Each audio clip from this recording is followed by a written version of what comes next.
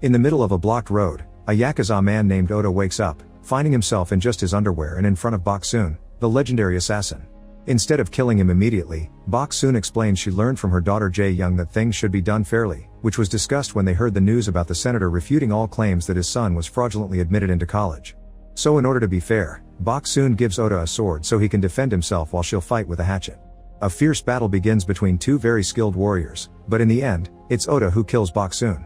However, Bok-soon is suddenly seen alive as well, because that fight had just been her analyzing the situation and predicting the result. Seeing as she can't win hand to hand, she decides to cheat and just shoot Oda. Afterward, Bok-soon goes home, where she discovers her daughter has been hiding cigarettes. This makes Bok-soon remember when her abusive father found her smoking and made her eat a cigarette. When Jae-young gets home, Bok-soon goes through many scenarios in her mind, and seeing they all end in an argument, she decides not to scold her, since their relationship is already pretty tense and awkward. Jae-young doesn't know her mother is an assassin and hates how secretive and absent she can be. The next day, Oda's death appears on the news. Min-kyu is glad to see Bok-soon did her job well because he's the CEO of MK Enterprise, the assassin company Bok-soon works for. However, his sister Min-hee is jealous because she knows Min-kyu adores Bok-soon and pays more attention to her. Meanwhile, Bok-soon gets together with her hitmen friends for a drink. Everyone is impressed by her sword and her salary, which is quite high because she's class A and the best in the business. While they chat, they discuss the 3 rules Min-kyu has taught all the assassin companies: never murder minors, only take jobs sanctioned by their companies, and always attempt the assigned jobs. Disobeying these rules will get the employee killed. After the meeting is over, Bok-soon finds a group of thugs checking out her car and calling her naughty names. Bok-soon insults them back, but before they can react, fellow assassin Hee-sung cuts in and beats them all up. Hee-sung is as good as Bok-soon and should be class A as well, but he couldn't go that high because he got on the CEO's bad side. After the fight, Bok-soon and Hee-sung spend the night together, and Bok-soon gives Hee-sung money for his father's medical treatment, which hurts Hee-sung's pride. Meanwhile, Jae-young is meeting with her girlfriend So-ra. Their relationship is a secret because they know their mothers wouldn't approve of their preferences. Unfortunately, they have to interrupt all their kissing when a group of classmates almost walks on them, and Jae-young has to turn down Chol-woo's invitation to hang out, which makes him rather angry. Sometime later, Bok-soon goes to the MK offices to see Min-kyu, but Min-hee blocks her way and drags her away for a special activity.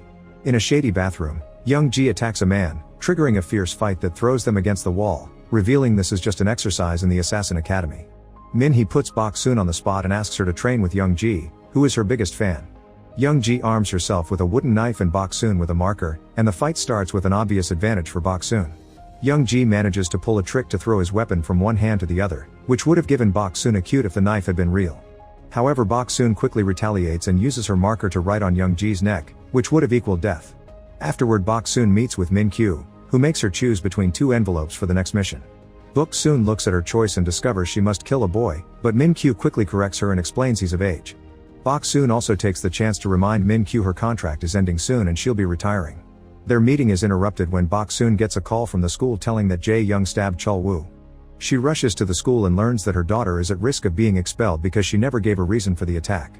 For now, she gets a week of suspension, and then the committee will make a proper decision later. Afterward, Bok-soon talks to Jae-young and demands an explanation, but Jae-young just says she wanted to kill Chol-woo. Later, while Hee-sung is on a job cleaning the bodies he left, Bok-soon offers her company and rants about how distant she feels from her daughter. She's also worried that Jae-young is becoming too much like her.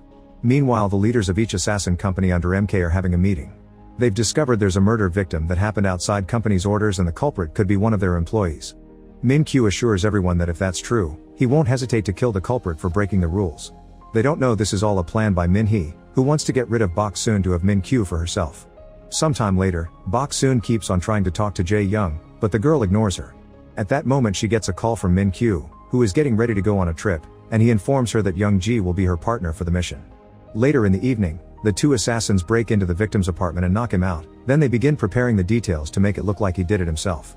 But when she's about to kill him, Bok-soon realizes the face looks familiar and checks the goodbye later. It turns out this is the senator's son, who the father is getting killed to get rid of the scandal.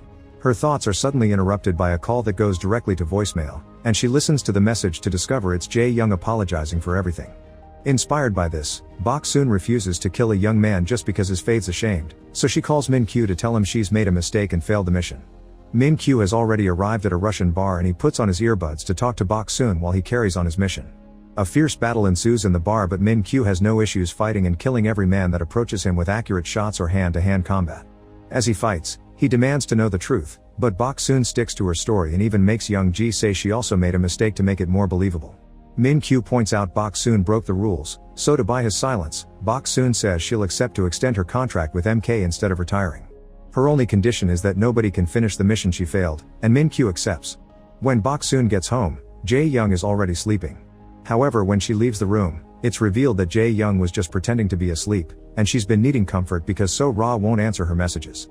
After finishing his own task, Min Kyu calls Min Hee and tells her to close the senator's case, ignoring the fact this could damage the company's reputation. Min Kyu has a clear preference for Bok Soon and it makes Min Hee hate her more. Ready for revenge, she goes looking for Hee-sung to ask him to finish Bok Soon's failed mission, which he immediately accepts because it would put him in the A-leagues and give him the money for his father's treatment. On the plane, Min Kyu can't help thinking about the day he met Bok Soon many years ago. When Min Kyu broke into a house to kill a man, the guy's daughter came home earlier than expected. This was Bok Soon, who wasn't bothered by the fact someone was trying to kill her abusive dad. In fact, she kicks the chair to finish the job. Min Kyu had been impressed by the girl's lack of fear and quick thinking, so he took her under his wing to train her as an assassin. Sometime later, Bok Soon finally gets to have a proper talk with her daughter, who shares what truly happened. Chulwoo took a picture of her and So Ra kissing, then he threatened with making them public unless Jae Young dated him for 1 month. To make matters worse, So Ra asked Jae Young to do what he said for the sake of her reputation. Hurt by her girlfriend's lack of empathy, Jae Young responded by stabbing Chulwoo with a pair of scissors.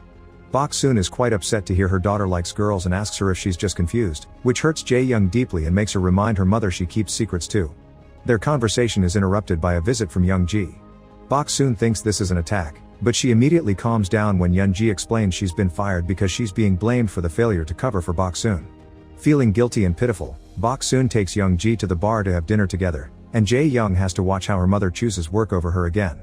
At the bar, Bok Soon's assassin pals arrive with Hee-sung as they congratulate him for becoming A rank, which immediately tells Bok Soon that something's wrong. Meanwhile, Min Kyu violently confronts Min Hee for finishing the senator's job, but Min Hee responds by trying to kiss him. Min Kyu turns her down and sticks to defending Bok Soon. At the bar, Bok Soon sees the news of the boy's death and immediately guesses what happened. Her scolding of Hee-sung is suddenly interrupted by a call from Min Hee, who asks to be put on speaker. Then she offers the mission of killing Bok Soon. Whoever manages it will jump straight to rank B. Another savage fight begins that even the bar owner joins, and Bok Soon is shocked to see Young Ji is actually on her side helping her kill each of the guys. One by one they kill every single assassin with whatever tool they can find around, and lastly only Hee-sung is left. When Bok Soon comes to kill him, Hee-sung asks her to take care of his dad before he dies. Afterward, Bok Soon calls the cleaning crew and wonders why Young Ji helped her, so Young Ji explains she just wants to survive and Bok Soon had more chances of winning. Then Bok Soon gets a call from Jae Young, who wonders when her mother will come home because she needs her. However, Min Kyu suddenly shows up and violently pushes Bok Soon against the wall, furious because she's broken a bunch of rules and this will get him in trouble with the other leaders. Bok Soon doesn't want her daughter to hear this, so Min Kyu quickly destroys the phone. Then Young Ji cuts in and explains that it was Min Hee who sent the orders. Min Kyu asks Bok Soon to come to the office the next day to renew her contract because that's the only way he can protect her, but Bok Soon refuses, knowing that this disrespect means they'll have to fight. However, when she calculates the outcome, she can see she loses, so she has no choice but to accept to renew the contract. After Bok Soon leaves, Min Kyu asks Young Ji not to tell anyone about this. At home, Bok Soon is scolded by her daughter, who had been worried because she didn't answer her phone. Jae Young explains So Ra has broken up with her and is now denying she's into girls like that. Bok Soon apologizes for her reaction earlier and promises Jae Young she doesn't have to hide who she is. Then she has a breakdown, and Jae Young realizes her mother has had an awful day at work too. They bond over their difficult lives while Bok Soon continues to keep details vague, but Jae Young suddenly confesses she once found a gun and a fake passport in her mother's bag. This makes Jae Young think her mother is CIA, and since Bok Soon finally feels close to her daughter, she doesn't deny it. The next day the company bosses hold a meeting to discuss the killing of their men, suspecting that Min Kyu is involved in this. Min Kyu explains Bok Soon had been defending herself and offers monetary compensation, but some of the bosses don't believe him and ask him to finish things for himself as the rules say, even handing him the blade to do so. Instead, Min Kyu kills one of the bosses on top of the table and reminds everyone that he is the rule, so he adds a new one to the list, not drawing weapons during their meetings. Meanwhile, Bok Soon goes to the office to sign the contract, only to find Min Hee, who confesses Young Ji was killed by Min Kyu after she left the other night. Furious, Bok Soon kills Min Hee with a pen and leaves it for Min Kyu as a message that she wants to duel him.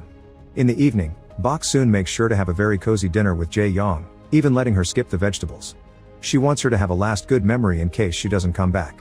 Moments later, Bok Soon arrives at the office, and Min-kyu begins shooting at her as soon as the elevator doors open.